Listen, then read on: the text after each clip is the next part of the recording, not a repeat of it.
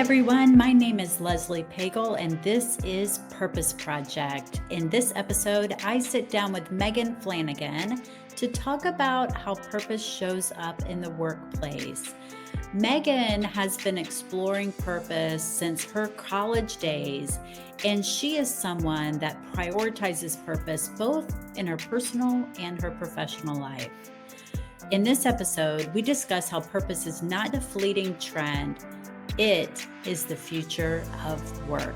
Let's take a listen. Megan, thank you for joining Purpose Project. I am really looking forward to our conversation about purpose in the workplace. Leslie, thank you for having me. Really excited to be here today and chat with you all about purpose, one of my favorite topics. Mine as well. Well, before we get into the depths of purpose in the workplace, tell us a little bit about yourself, both from a personal and professional perspective. I would describe myself as someone who's a bit of a go-getter. I'm very passionate around the topic of purpose itself and really how that intersects with our careers and with our lives. And I think about that a lot in my own life. I dig pretty deep into what my life purpose is, how that carries out in the work that I do day to day, and really how it shows up in my community and with the connections around me. So I think about purpose in different layers. And I would also say I kind of identify as someone who has a strong life purpose, wants to bring it to life, and is constantly in pursuit of that. Well, since you went there, everyone on the show gets asked what their life purpose is. What is yours? I would say my life purpose is to connect others, to bring new ideas to life, ones that are impactful, and to really help inspire others to reach their full potential. Nice. And I do think there's value in getting specific around your purpose, but also keeping it broad enough that you have an openness or can navigate life's changes. I think if your purpose is so specific to one role or one chapter of life that you're in, you're maybe not opening yourself to the fact that purpose can be broad and it can Mhm. also intertwine and change throughout the course of one's lifetime. Absolutely. Yeah. I that has definitely been a theme that I've picked up on is how purpose can and does evolve throughout our lives. And so keeping it kind of broad and open allows for some of that flexibility. Most definitely. Yeah. Anything else about yourself to share? Yeah, I guess trying to think of what makes me sort of unique in the line of purpose. One of the ways people probably don't know this just from looking at my LinkedIn profile or learning about me that I really intersect with my purpose is through running. So that is a big part of my life and what I do. And I think that by running, it's not only for the pursuit of my own potential, but also the ability to bring people together. So I'm hosting a women's running retreat this year. I have an organization for the sport of bringing women and running together. And I would say that kind of helps feed some of maybe what I don't get in my day to day work or my job, because my job is more business focused and customer facing. The nature of the work isn't such that I'm out to be on the trail all day. So I really love being out in the mountains and live in Colorado, and I'm able to do and carry out some of my purpose in maybe in a different context than just the Mhm. day-to-day work that I do. Yeah, yeah. I've seen people where they live out their purpose through their passion. It's Mhm. how they enact their purpose, and it sounds like you love running, and it's a vehicle that allows you to facilitate connection. Absolutely. Yeah, and I don't know where this will come into play in our conversation, but when I was reflecting back on getting clear with my own purpose and the importance in our work, I know we'll be talking today professional purpose. I Mhm. look back on my college years, and actually during my undergraduate degree, there was a class at University of Minnesota. I looked it up, it's still there. So if you go there or you're in college now, I recommend it. It's through the Center for Spirituality and Healing, and it's just one semester, and it's called Living on Purpose, like an exploration Mm. of yourself, your purpose, and your community. And I just wish every college student took a course like that because it was so instrumental for myself to really think, you know what, this is pivotal. This is important that I think about this now. And I know many people look back on their lives wishing they'd made purpose more of a priority, Mhm. in their work or in their line of work that they choose to go into. And I think it really not only lit me up personally, but also had me thinking, how do I carry this out in the courses that I'm taking and the work that I'll be doing? So, Yeah. yeah. Mhm. That is super cool to have had that at a pivotal point in your lifetime too, where there's this transition when you're in college and Mhm. to be able to have a little bit of anchoring into life's purpose. Most definitely. Yeah, and I know we're gonna be talking about it in the workforce, so I would just say that was kind of my foundation for what a Mhm. purposeful career looks like as well. Yeah. Mhm. Well, let's go there. So, purpose in the workplace. So, what does purpose look like in the workforce? Yeah, so I'll share that I've more about my career background, really have spent a lot of my career consulting with employers and organizations around purpose at work and really in the sense of workforce well-being. And I think that workforce well-being can't really be talked about in terms of the health and wellness of your employees without first addressing the core themes of engagement at work and a sense of purpose when you go into work. So I think that purpose shows up at work in someone's day-to-day role and sort of the tasks that they're carrying out day to day, in the team that they're a part of, with their manager as that point of contact to really kind of enable them, to give them permission, right, at work to carry out their purpose. I think the manager plays a critical role in the leadership teams. And I think Mm, the organization, right, a lot of organizations want to tie their meaning, even in maybe a tech industry or construction industry, to something meaningful, like beyond themselves.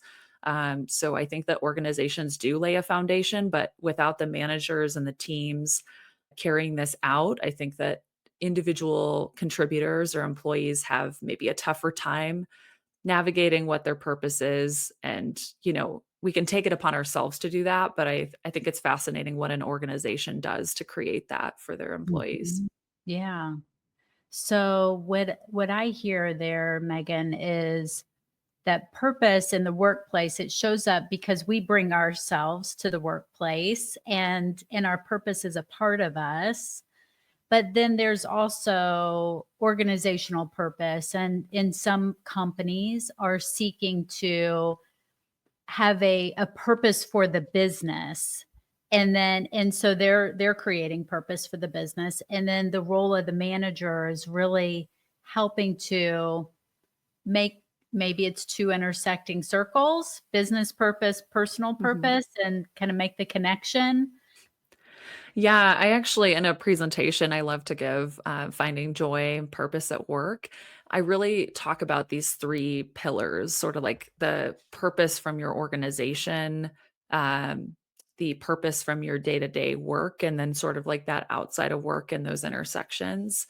Mhm. Sometimes I also liken it to kind of the individual purpose day to day within your job, your team or departmental kind of purpose. And I think the manager, again, or your leaders play a critical role in that. And then sort of the larger organizational. And I do see that there's just such a, oftentimes there can be a disconnect, right, between talking to employees about how their purpose shows up. And I do one-on-one purpose coaching. So sometimes I find that what one person is identifying as their purpose is completely misaligned maybe with their organization, or they're not really aware of what Mm. their organizational purpose might be written on the wall as a mission and vision and values, but is that really being carried out? And Mhm. so I think setting goals, that's one component, is like in your annual reviews and your goal setting, where are these components coming into play? When you're having these conversations one on one with managers and employees, like how are we intertwining someone's purpose in the workplace? And if that's not showing up, I think that's a sign that something can be done to further that. Right. Yeah. Yeah, I've often found myself wondering, do managers ask employees what their purpose is? And I know I've never been asked. And I honestly, I don't know what I would do if I were asked by my manager, what's your purpose? I mean, I would talk about purpose project, I know. Mhm. But, 5 years ago, I don't know how I would have answered that question, but to your point, it is in order for purpose to live in the organization, we have to talk about it, right? And there's different pillars, or did you call them pillars? Pillars, yeah, uh-huh. I Or was thinking, circles, yeah, yeah, component. Mhm, I was thinking of a three-legged stool. But yeah, there's the different kind of elements, the three elements that you talked about, and for it to live in business, it has to be a part of our dialogue as well. mhm. Yeah, yeah, I hear companies say, like, purpose needs to be embedded in our DNA, and while that's kind of Mhm. a term that one might use, it's like, how do you feel about that personally as you kinda reflect on that for your own company that you're part of? And I think as you're saying, right, like, you would mention purpose project, the importance of finding purpose outside of work is so essential too, and I Right. do think that's becoming more and more normalized with maybe millennials and Gen Zers and those entering the workforce of we have to, purpose needs to be either part of our job and or outside of our jobs, but I do see for like my parents and generations before me that it wasn't always that way, that you're just kind of you're going to work, you're grinding away so that you can provide for your family, and I think that mentality now has shifted probably for all generations in some way, but it is still something that we're kind of up against is this Mhm. like normalizing having maybe a side hustle or a passion project outside of your day-to-day job and knowing that that's not a threat to the employer. I think that employers will see that oftentimes as a threat. I mean, sure, it could be in a certain scenario if someone's going to depart their job for that reason, but really it's ultimately giving the employee a greater sense that they have autonomy over their sense of purpose and that they're able to do that outside of a day-to-day job. Yeah, yeah. When I think the other thing it gives an employer's benefit from is energy. I think of when you're living on purpose and in your purpose, you've got this energy about you that is magnetic in some ways. And when you go to work, you bring that energy with you, which Mhm. is can hopefully be contagious in a good way.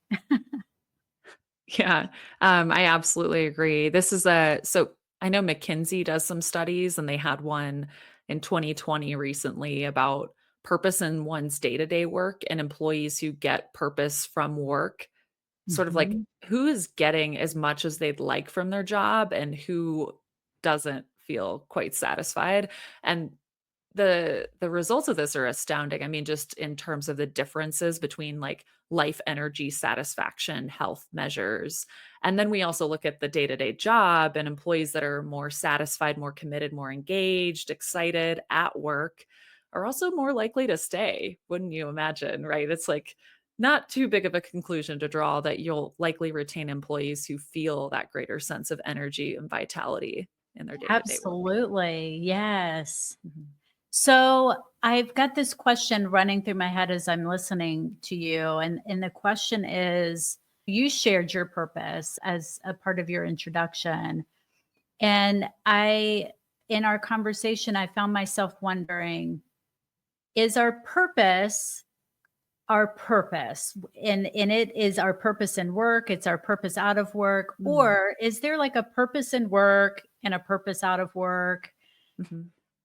What do you think? Yeah, what are my thoughts on that? I think there is, I what I'll say is and I've listened recently more to Martha Beck. I know she's got a new book out, and her whole Finding Your North Star book was really inspiring to me in my earlier years of figuring out my purpose.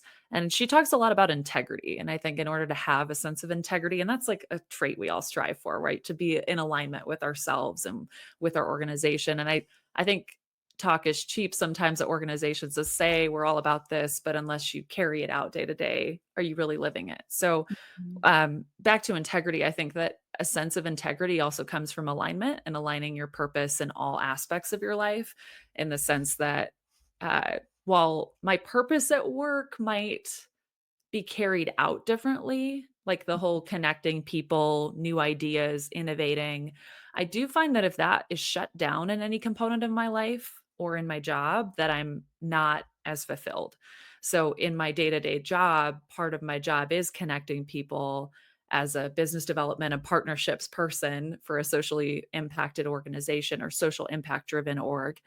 And another part of that is that I wanna bring new ideas to life. I've always been someone who wants to kind of break the mold, and if Mhm. I'm in a rule-following organization, granted, I know I respect rules, but if I am told that you can't do that, you can't try something new, you just need to follow this process, I'm not as happy.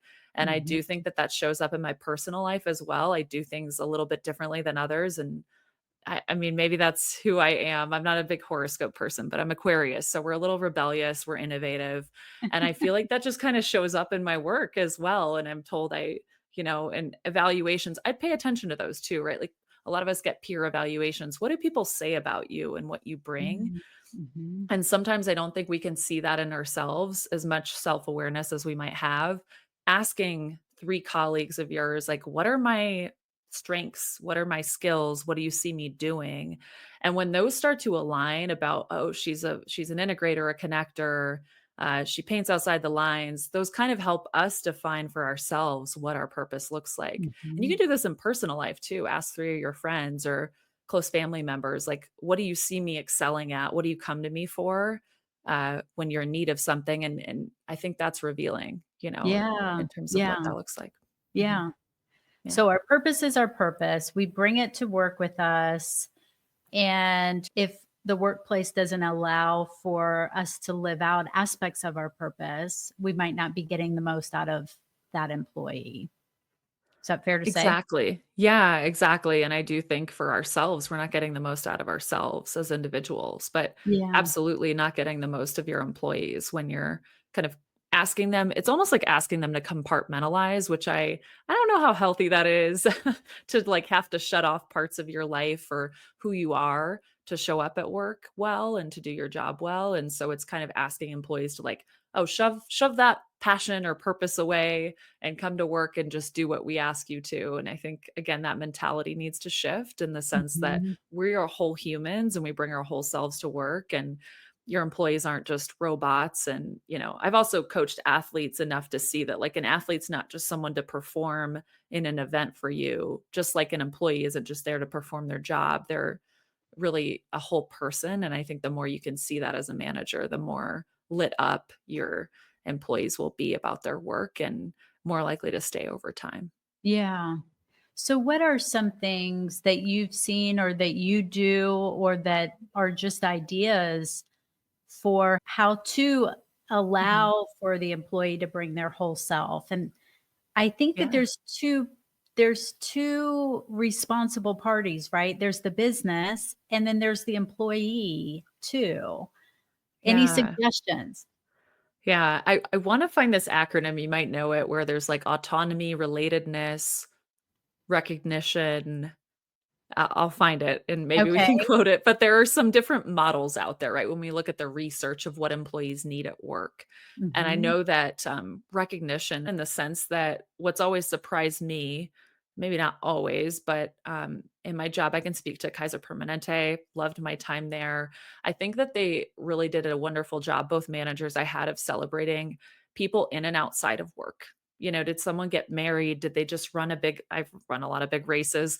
What are they doing on their weekend time, that's worth celebrating? And I think just by sharing that, in the Yes. workplace, I know people feel the need to shut that off and say, "Oh, my manager's not gonna care about this thing I've got going on over here, or my podcast I've got," right? I think that by recognizing employees for what they do outside of their day-to-day job and asking them, maybe like, we used to do this at my old team at Kaiser as well, is like, "Tell me about a peach and a pit of your week," meaning like a high and a low, right? A highlight, a Okay. low light of your week or your weekend, and employees could choose if it's about the week itself or about the month, depending on how often you meet.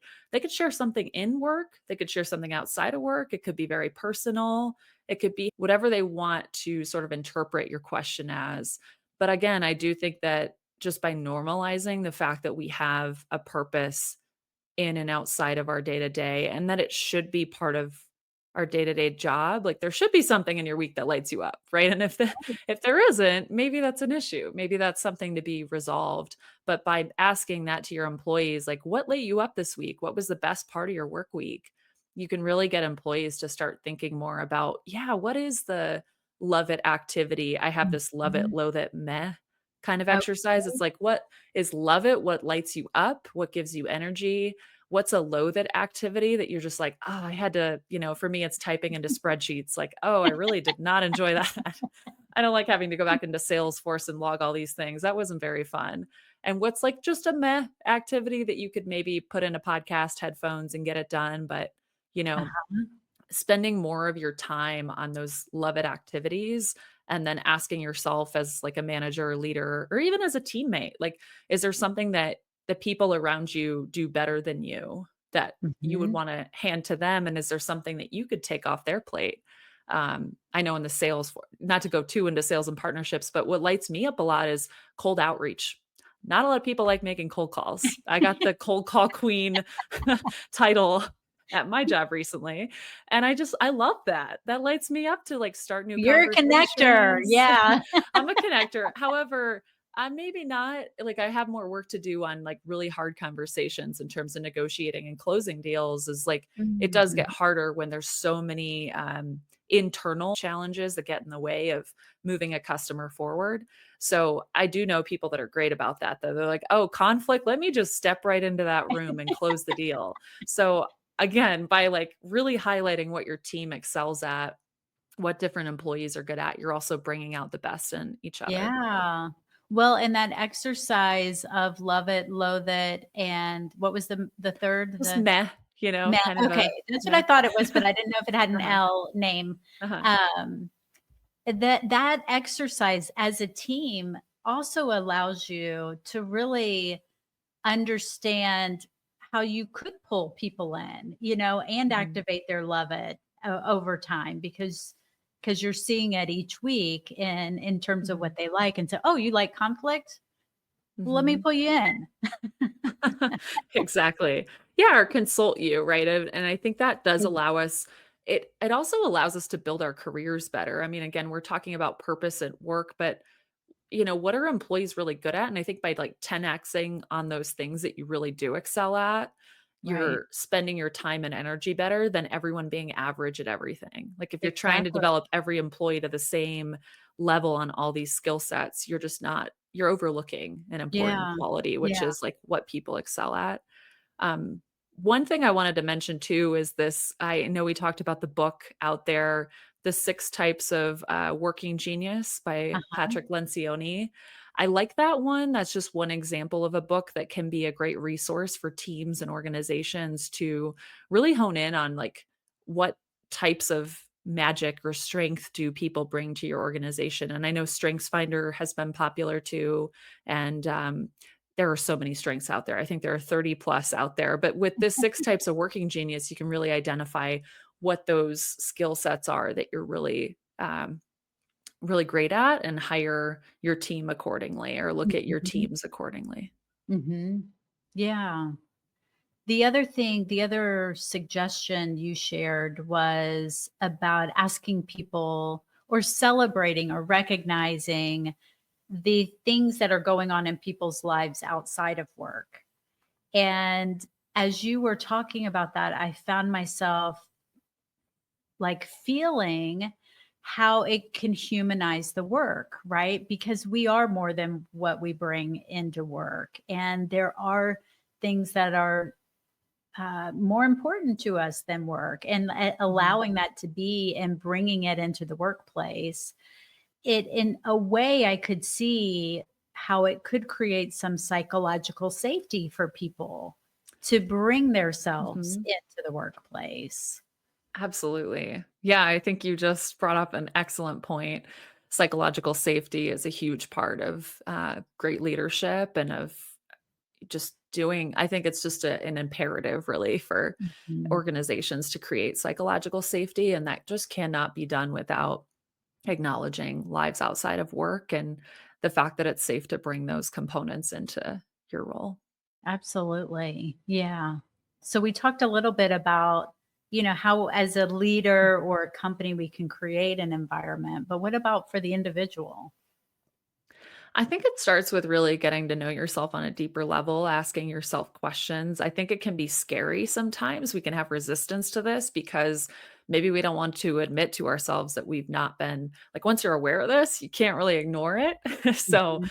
it's a blessing and a curse, I feel, for myself sometimes. I'm always asking, like, what lit me up about this week? What was the best part of it? And it's hard to just put your head down, go to work, and ignore if you're not feeling lit up. So it does require us, I think, to go deeper for ourselves and what gives me purpose personally, what lit me up when I was a kid, what common themes do I see in my life as an individual, and maybe start without the work, and then you kind of put in, okay, now I've got my individual purpose lit up. Oh, I like to create pottery on the weekends, or I like to play guitar, I like to go rock climb. Like, what are your kind of hobbies, interests? And maybe you don't have many, and maybe that's something assigned to you to like think about. If I had a few hobbies or interests, what would those be? And Mhm. then go a layer deeper into the workplace and getting real about the love it, loathe it, meh, or like it, I guess you could say, activity where you go through your week. And I would actually challenge everyone to do this, like go through your day, go through your week. In a typical work week, what was it that lit you up the most? And like really honing in on those specific pieces. We don't want to spend too much time on the meh or the loathe it activities, but like putting your focus and energy on love it and how can I do more of that. And again, if you're coming up short, then I challenge you to think about how you might be able to bring any sort of skill sets you have in your day-to-day life. Like for me, I like to build community in the running community. How can I bring community into my work? How could I Right. build community? Could I lead a community of belonging? They call them at my organization. Like, could I start a community of belonging, right? Could someone do that and get just as much, if not more, fulfillment out of that component than their day-to-day work?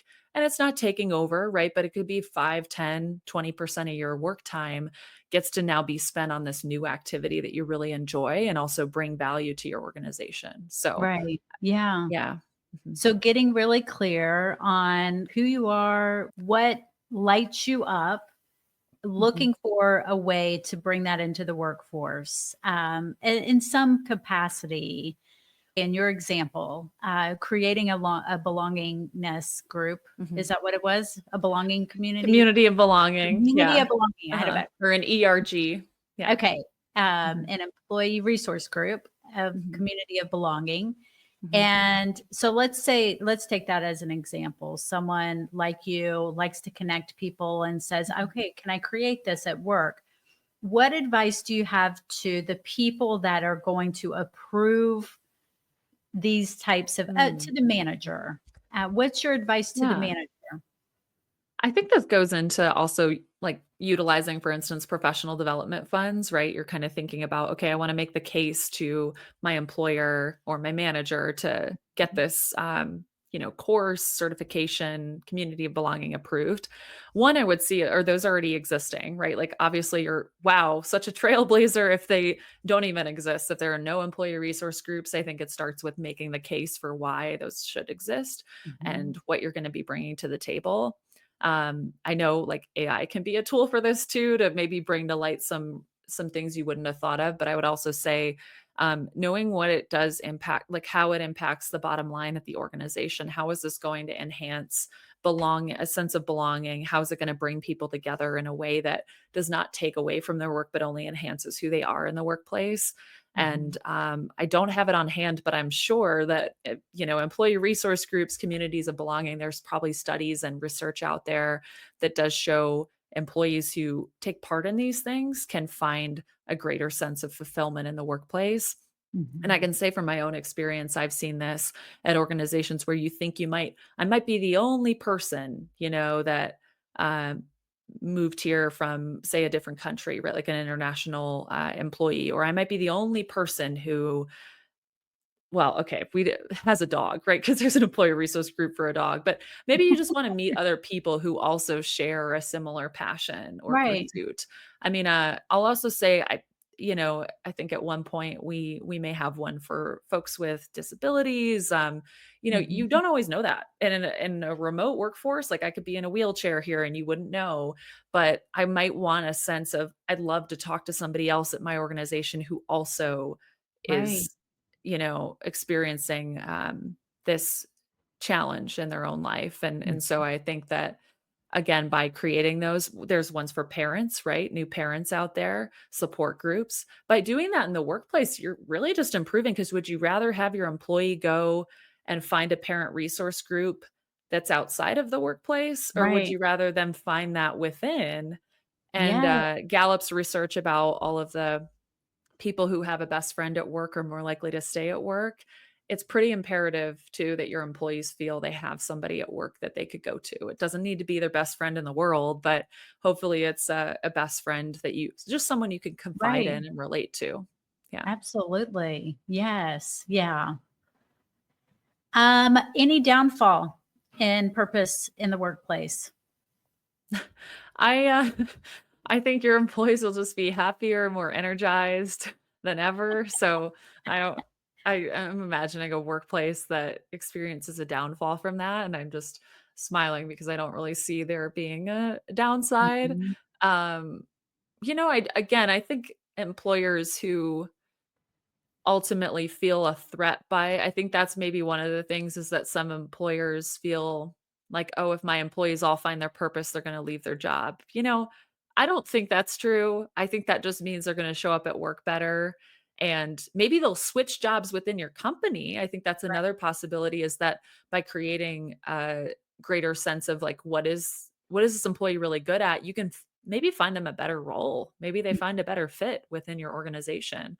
But by not having those conversations, your employees are going to go elsewhere. They're going to look at the alternative, which is, I don't feel it in my job. I'm going to leave my job for a Yeah. new role ultimately. And so the more you can create opportunities for employees to feel that in their existing role or in their existing organization, the better you're going to be to retain employees as well. Yeah. Yeah. So, does this employees bringing their purpose to work, employers enabling that, does that work for all employees? And I'll share Mhm. with you the thing underneath this question is I've heard people make excuses for employees that are more right-brained, like your engineers, your accountants, they don't do purpose. And before I share my thoughts on that, what do you think?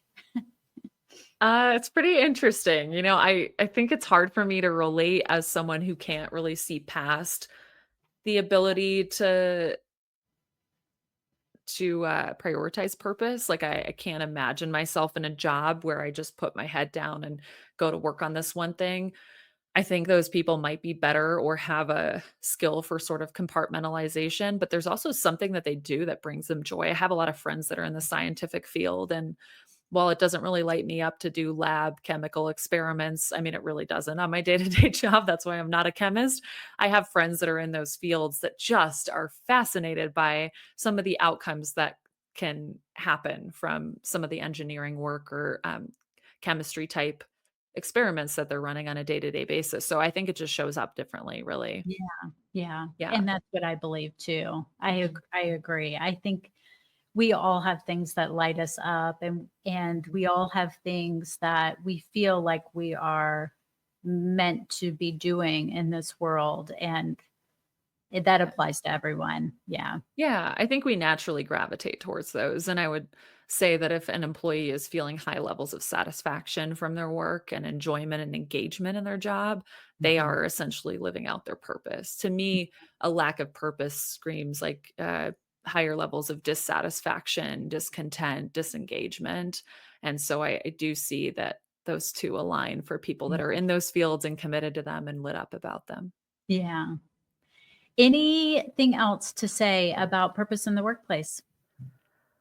Overall, I would say purpose in the workplace really starts with the organization making this a priority.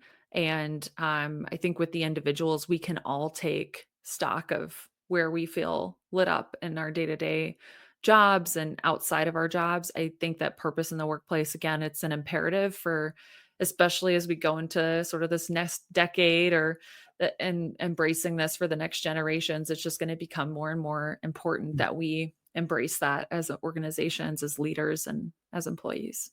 Yeah, yeah, that's an important perspective. It's not going away for sure. It's just going to continue to get more and more embedded in people's lives. Absolutely. Yeah, and I think more and more people do look to their jobs maybe for this. I do sense like a shift, and we look at purpose and we think maybe religion or spirituality or families, and while those are all maybe important components to someone's life, like I do see just a shift in the way we're thinking about it, and the fact that a lot of people are looking for this in the workplace too.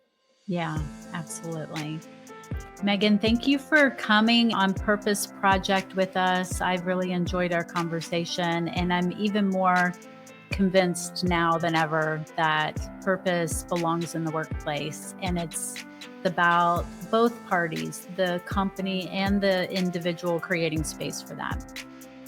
Absolutely. Thanks for having me, Leslie. It was a joy. At the time when this episode releases, I have been watching my oldest daughter prepare to enter the corporate workforce. As I sat in the audience of her college graduation, surrounded by thousands of college graduates, I couldn't help but think about what Megan talks about, how the future of work must include purpose. If our workplaces embrace purpose, not just as a concept, but as a practice, we have an opportunity to create environments where these emerging professionals can thrive. Purpose-driven workplaces is what the future workforce will expect of their employers. Megan, thank you for sharing your insights and for being a beacon of purpose in both your personal and professional life. And thanks to all of you for tuning in. Purpose Project is brought to you for education and for entertainment purposes.